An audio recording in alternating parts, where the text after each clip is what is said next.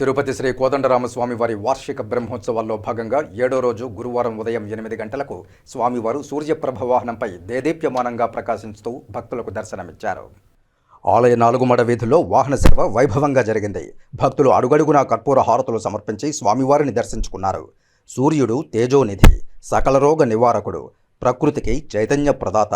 వర్షాలు, వాటి వల్ల పెరిగే సస్యాలు, చంద్రుడు, అతని వల్ల పెరిగే ఔషధాలు మొదలైనవన్నీ సూర్యతేజం వల్లనే వెలుగొందుతున్నాయి. అటువంటి విశిష్టత కలిగిన సూర్యప్రభ వాహనంపై దర్శనమిస్తున్న స్వామివారిని తిలకించి భక్తులు ఆనంద పరవశులయ్యారు.